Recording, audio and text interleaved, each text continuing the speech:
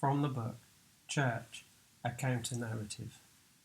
Chapter 1, The Church of Elsewhere and the Outward Journey.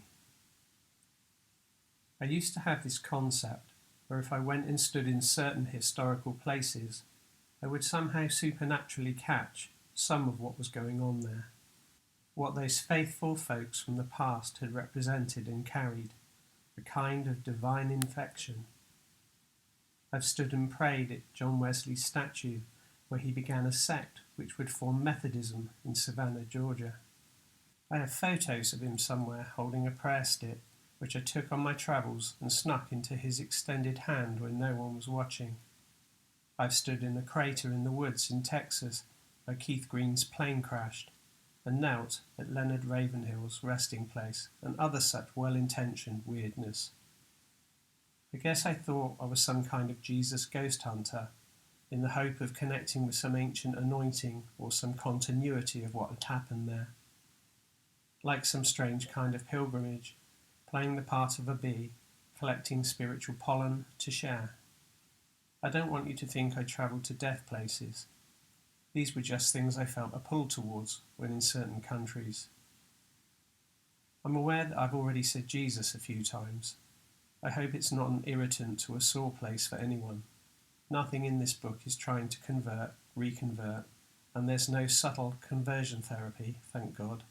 Oh shit, now I've said God. So, I had a lovely friend called Zoe who signed up for a discipleship and missions program that allowed you to make suggestions of where you would want to go for a period of active mission. She wanted to join a dynamic bunch doing education in schools on England's south coast, but instead she woke up to see a cow outside her bedroom window in another country called Wales. Amazingly, this became a place she would stay and journey with people for more than a decade. The Jesus followers there were a prayerful, prophetically sensitive bunch called Antioch Fellowship in Llanelli. At times, their prophetic insights were put into video format to be passed around the country like yeast. I liked their symbolism a lot, like this one that was the print of a sole of a boot saying, "Dreams with tread on for new terrain." Their voice was an emergent one and soul food for those becoming dislodged from life-limiting inherited thinking. I think this notion resonated with people because it rejected any idea that they had already arrived. It suggested that the journey was ongoing and that we needed to prepare for new things. Perhaps the boots with fresh tread indicated that it was going to be a long walk out, in, and through the creation and its life spheres. I felt I needed to connect with what they were about. I loved it when we got to pray together. I also loved walking down the steps of a local river where many hundreds would have queued during their historical revival to be immersed in the makeshift baptismal. I wanted some of the history to be carried on my feet and maybe take a few stones from the pool to put in my pocket. However, since they were a creative bunch, it would end up being one of their prophetic, poetic videos which would impact me the most and adhere itself like transformative glue to my journey. Comment. Outreach language reveals that we operate out of two worlds thinking, since you can only outreach to a place which you have removed yourself from. The premise was that God had placed Jesus as head of his church, his body, which was the fullness of him in and through the creation, the world, society. There are various versions, and all speak of integration and immersion in the life places. Hashtag, Jesus is everywhere in full measure with us. It was a visit to those verses which brought out the sense that the body was the mobile, integrated aspect of God through all things, through the creation and through the life and work spheres. This imagery seemed to be the opposite of church as I knew it, and the one that dominates the landscape. What I saw all around me was what I had for a long time referred to as the Church of Elsewhere.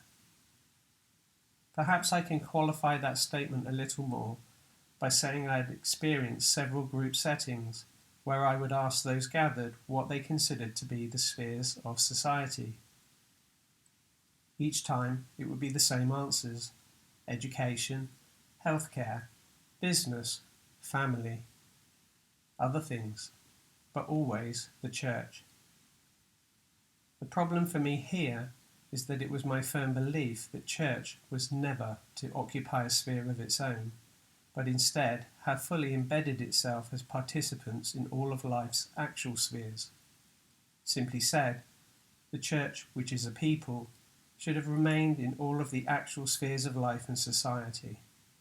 The challenge, or should I say challenging question in the video was, what does it mean to be the fullness of Him in and through education? Cue teacher's voice. Healthcare. Cue doctor's voice. Gypsy sites. Cue Roma voice, etc.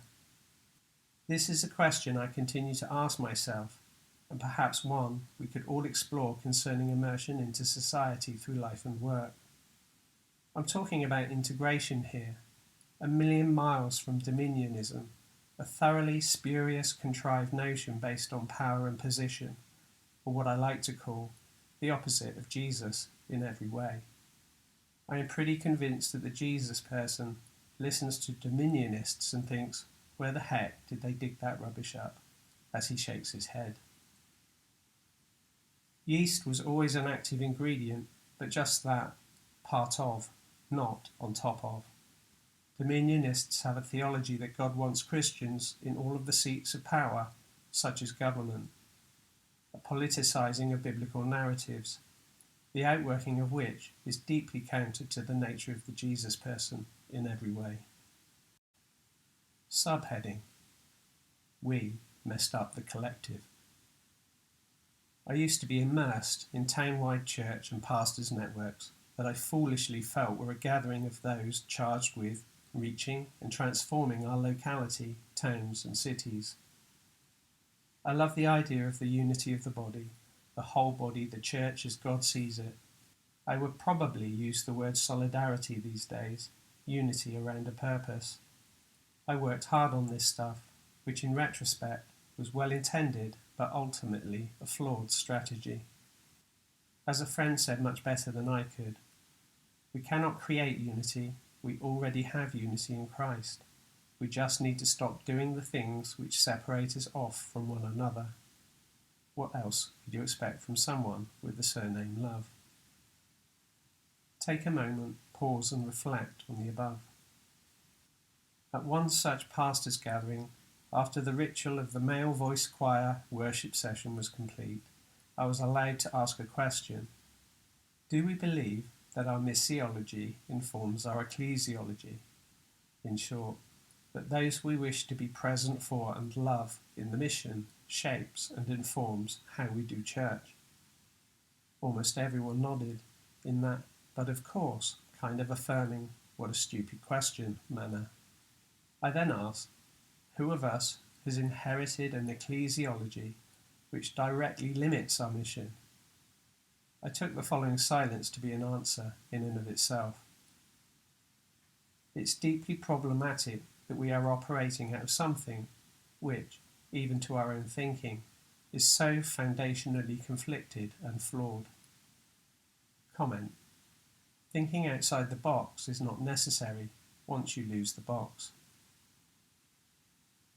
The leader of the Pastors Network, a much respected man called Dave, once gave me a sound bit of wisdom. If we do what we always did, we get what we always got. Which, quite frankly, isn't enough. His softly spoken Scottish accent still survives as a formative voice in my head. Yes, that was my Scottish accent. As someone who was working hard on the impossible task of bringing our institutions closer together, I am not sure he realises what a critical role he played in my moving away from said restraints, nor how affirming his tolerance of me was as I began to advocate for things removed from his own experiences and perhaps theology. I think we were both aware of the imperfection and flaws in ourselves and our ideas. I feel we managed to connect as people first, not our roles, and this was precious. once over a cup of tea and some shortbread, very Scottish. My heart had always been to see the church change. It was the only reason I ever considered taking on a pastor's role. My observation of church as an organisation was that it keeps pinning its hopes on the next self-referencing book that would help them deliver the changes the previous book had promised but failed to deliver. Press repeat.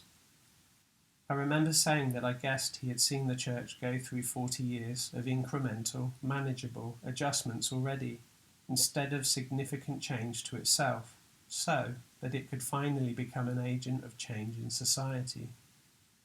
I didn't doubt that he had paid a considerable price for any and all changes he had sought to bring. I said that if this is the case, I'm not going to be sticking around. His answer, I felt, was deeply honest, without accent. Yes, I'm afraid that I agree with you. The church is likely to opt for another 40 years of just incremental adjustments. Often, the biggest change seems to happen at the organisation's inception. The change which required a group of brave people to break with the old and explore the new, embracing and outworking what had been lacking. But sadly, after this initial change, more change is rare and difficult to implement. Have we inherited a system that is capable of this kind of change? Change which can see its primary function as supporting the Jesus followers to come to fullness in all the spheres of society. Has it managed this so far? In my experience, and also sadly in my practices, what we are good at is the opposite. As we recruit, praise and prepare people for work in the service. When church occupies its own sphere as it does currently, with its building, its own world and orbit, it can only truly focus energy on perpetuating its own existence.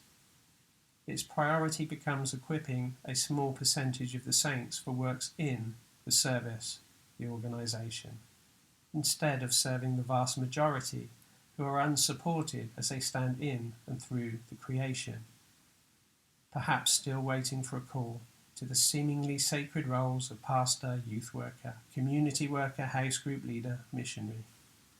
There was an excellent Willy Wonka post that was circulating last year and said, "You say the building isn't the church, but you keep calling that building the church." COVID was fascinating in this regard, allowing Wonka to become the wise elder of the moment. As churches across the globe sought to retain their members through online services, many were seen to say, "Don't be afraid, church is still happening. Church is also the people, not the building." The only thing wrong with that statement was the word "also." The thing that excites me the most about a different paradigm is that if there is no separated off from life church of elsewhere, then there is no leadership and no ministry gifts of elsewhere. Instead, we find those roles helping people come to fullness in all the glorious diversity of where God has placed them to be lovers, friends, creatives, and participants in life. Suddenly, I feel hope that we can actually find ourselves engaged in systemic change in the world around us, more than topically treating the suffering those broken systems create.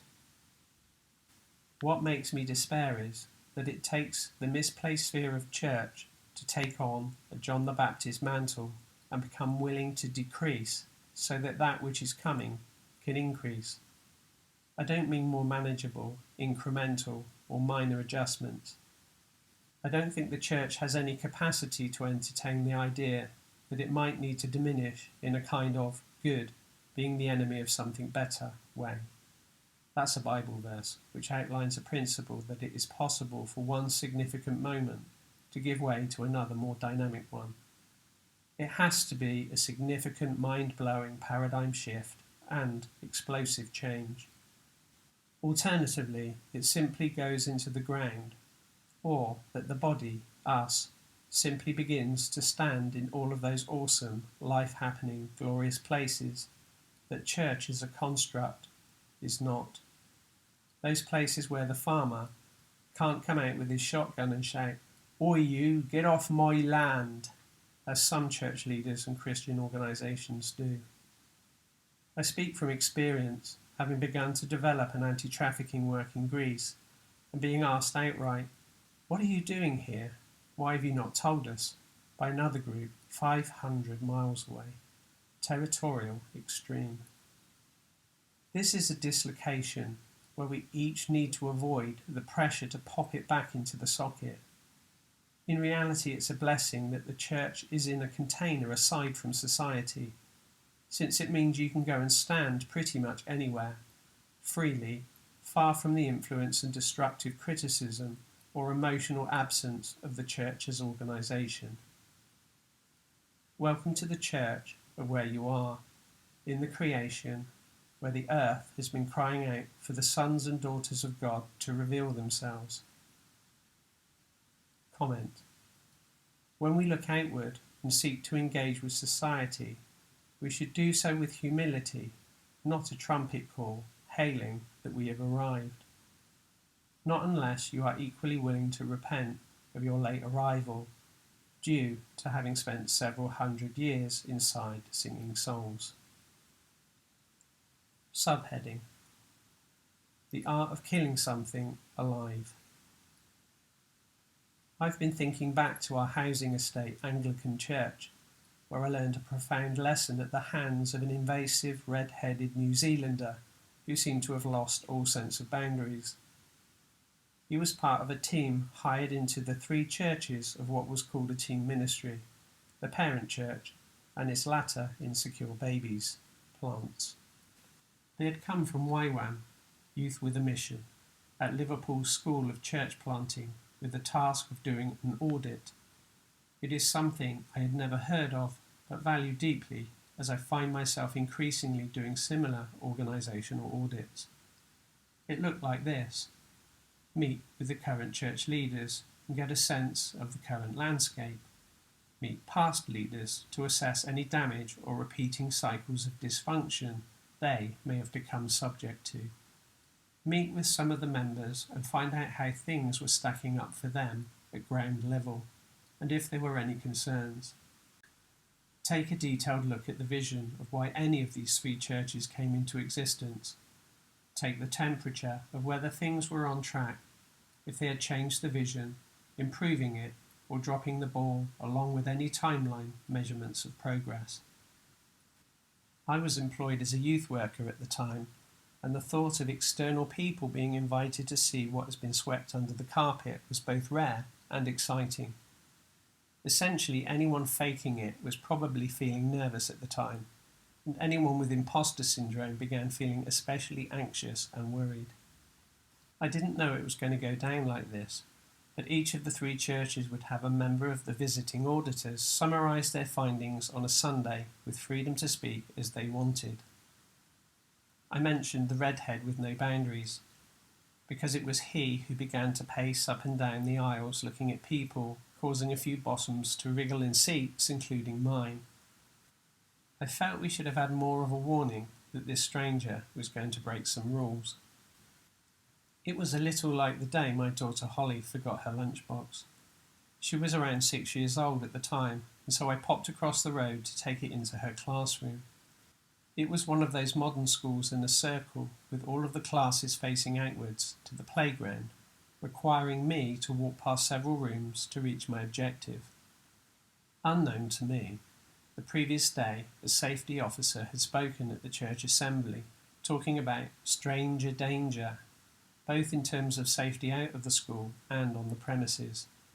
Sadly, this resulted in several children obediently disrupting lessons, with pointed fingers in my direction shouting, "Stranger!" as I quickened my pace, adding further suspicion. As if to finally crush my will to live, I held up my daughter's lunchbox, having caught her attention, only for her to lift up a different lunchbox she had taken to school that day. I felt a total idiot, and had my daughter been aware of such words, she would have confirmed them. I digress, but I'm sitting there in this church meeting. I'm pretty sure more than a few people's insides were screaming, "Stranger danger!" What was said? "There's a bad smell in this place," bad New Zealand accent. Something is stinking up the place and it's been around so long that you no longer even smell it. There are some dead things here which need to be let go of and be buried, which will need you to stop kicking them for signs of life. There are some things here which need to die, and the problem is you don't know how to put something into the ground when it still has signs of life. And so, you have stuff going on here which is in the way of progress and better things. If you keep resuscitating something that is meant to die, you never get resurrection life. I mean, that's a pretty bloody awesome start to a talk in a middle-class white church that felt they knew shit. What I got from that is this critical aspect of learning, that we don't in fact know how to put something to death when it is long past its sell-by date, and as a consequence, it remains a critical hurdle for any progress at all, especially for institutions to move forwards, or simply move. To this day, I'm not aware of any action or changes taking place as a result of the audit's findings. Question: what's around for you at the moment in the church world, if you're still a participant, that is? Is there anything which is stinking up the place and needs to have a funeral? Is there anything which just continues as part of the cultural norm, but is getting in the way of progress and as such needs discernment and real strength of will to put it to death? This was a theme I shared in a community in Sheffield in the north of England, where I told them to adopt the principle of the Greek plate smashing. That was before I'd even been to Greece. My suggestion was that you have likely taken things from the food selection, which look good, smell good, and you hope taste good. There is often so much more on the buffet to experience. Sometimes in real life, what church as a construct, or what we as people have on our plate, has lost its taste. We keep it there, feeling guilty that we've chose something that looks great but tastes pretty bad, causing us shame and stopping us going back for more. Perhaps we need to smash the plate, even if there's still stuff on it, and ask for a clean one, to go and graze the buffet again and try something else. It isn't best practice to simply keep doing something when the moment, the season, the attraction to it has passed, and you are now simply in programmed maintenance mode. The church world is full of people deeply committed to stuff, who have lost their ability to consider if they should still even be there. What is on the plate that you need to smash? Subheading: the heart of the issue. I was once told that the heart of the issue is often an issue of the heart. We can be pretty protective of ourselves as we move away from the church as an organisation. This is in part because we anticipate or experience a considerable amount of rejection, judgment and criticism. Sadly, if you're moving towards more life beyond the current machinery, this is a fire that you simply have to walk through. As you come through and out the other side, you will find yourself discovering love and grace towards those who remain, less so the abusers. However, until you find your own feet, rediscover God in the creation 24/7, or have left it all behind, you are likely to be looking over your shoulder to some degree, anticipating the invisible but present stalker, your accuser, and carrying a need to justify yourself. There is something deeply wrong in church world for so many to fear being told it's not okay to leave. Worse still is that they need to give a reason which will be acceptable to someone in authority. It's a good job that we are justified through faith, and it's a faith in ourselves, along with feeling that there is going to be more life ahead, which eventually moves our feet. Comment: with an unravelling comes a revealing. I am not looking to get people out, unless you want to get out. If that's you, then it doesn't have to feel like you're losing your mind, that your insides will never untangle, or that guilt will remain your closest companion. I'm not anti-church as organisation. I'm not against it like it's an ongoing focal point of my activism. I simply no longer give it the name church, which it has so confidently awarded to itself. Personally, I'm not even sure what that thing is anymore. A mate said to me, "Whoever gets the name church wins." What he meant by this was, once you have built your establishment, erected your remixed version of what you were in before, something old, something new, something borrowed and something blue, agreed to the mission statement and have the sign over the door, you now occupy a space of elitist superiority. Having arrived and ticked all of your inherited legitimizing boxes, you can finally state, "We are now a church." And nobody can say otherwise. Probably because literally anyone can start one. The outward flow or bungee cutting of many in these days is actually more towards the unknown than the known, and certainly not towards a destination of absolutes, which is why people tend to reference what they are participating in as a journey. Don't get me wrong, I'm not saying I don't see colour or I don't see gender, which is a foolish way of trying to not be racist or sexist. I do very much see the church, but as a human construct, rooted to the landscape with their gravitational pull of people towards them like a tractor beam. I didn't say the Death Star. Did you think the Death Star? That's entirely your fault if you thought that. Ultimately, I do not like what I see, what it does and what it does not do. Standing in this space, breathing a different air, exploring faith, perhaps for the first time, and not what was handed to you pre-packaged. It all tends to heal the abuse as you simply keep moving forwards and towards a far less known spot on the horizon. It's okay to follow your senses, perceptions, or simply the end of your nose in the direction of something that is smelling good.